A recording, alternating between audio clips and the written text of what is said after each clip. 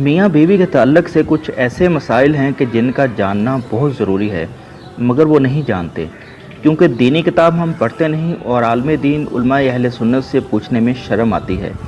مگر عجیب بات ہے، مسئلہ پوچھنے میں تو ہمیں شرم آتی ہے، مگر وہی غیرت اس وقت مر جاتی ہے جب دلہا اپنے دوستوں کو اور دلہن اپنی سہیلیوں کو پوری رات کی کہانی کہہ سناتے ہیں۔ استغفر اللہ، معاذ اللہ۔ مسئلہ یاد رہے کہ شادی سے پہلے میاں بیوی اور اولاد کے حقوق کے مسائل سیکھنا فرض ہیں۔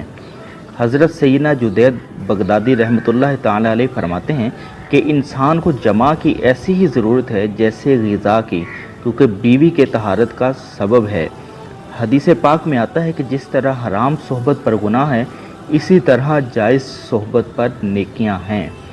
جب شوہر اپنی بیوی سے ہم بستری یا مباشرت کا ارادہ کرے، اور بالخصوص شادی کی پہلی رات جسے سہاگ رات بھی کہتے ہیں، اور اس کے بعد جب بھی تو شوہر کو چاہیے کہ ان آداب و طریقہ کار کے مطابق عمل کرے، انشاءاللہ شیطان کی دست برد یعنی مداخلت سے محفوظ رہیں گے اور نیک اور صالح اولاد پیدا ہوگی۔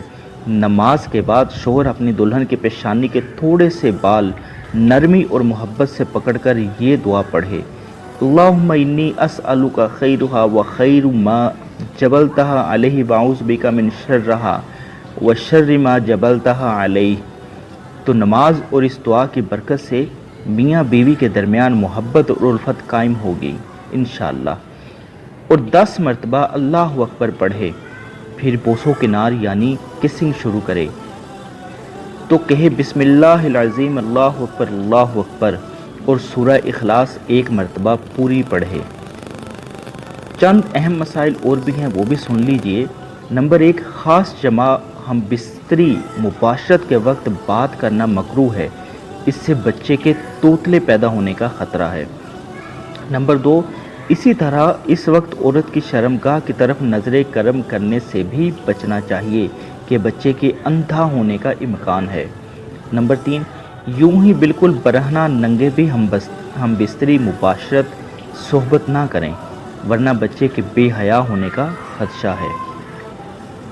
ایک اہم ٹپ یہ ہے کہ کمرے میں 0 پاور کے بلب کا اہتمام ضرور کریں، اور اگر کپڑے بالکل اتار کر ہم بستری کرنا ہے تو ایک بڑی چادر دوران ہم بستری اپنے اوپر اوڑھ لیں تاکہ پردہ پوشی ہو سکے۔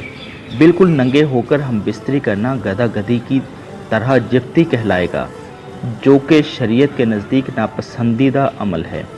نمبر 4، ہم بستری کے وقت بسم اللہ شریف پڑھنا سنت ہے، اور یہ دعا پڑھے: اللہم جنبنا الشیطان و جنب الشیطان ما رزقنا۔ مسئلہ، مگر یاد رہے کہ سطر کھولنے سے پہلے پڑھے، اور سب سے بہتر ہے کہ جب کمرے میں داخل ہو تب ہی بسم اللہ شریف پڑھ کر دایاں قدم اندر داخل کریں۔ اگر ہمیشہ ایسا کرتا رہے گا تو شیطان کمرے سے باہر ہی ٹھہر جائے گا، ورنہ وہ بھی آپ کے ساتھ شریک ہوگا۔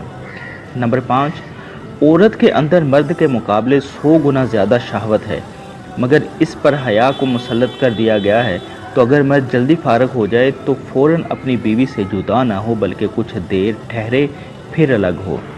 نمبر 6، جماع کے وقت کسی اور کا تصور کرنا بھی زنا اور سخت گناہ ہے۔ نمبر 7، جماع کے لیے کوئی وقت مقرر نہیں، ہاں بس اتنا خیال رہے کہ نماز فوت نہ ہونے پائے، کیونکہ بیوی سے بھی نماز، روزہ، اعتکاف، حیض نفاس اور نماز کے ایسے وقت میں صحبت کرنا کہ نماز کا وقت نکل جائے حرام ہے۔ نمبر 8، مرد کا اپنی عورت کی چھاتی کو منہ لگانا جائز ہے، مگر اس طرح کہ دودھ حلق سے نیچے نہ اترے، یہ حرام ہے۔ لیکن ایسا ہو بھی گیا تو توبہ کرے، مگر اس سے نکاح پر کوئی فرق نہیں آتا۔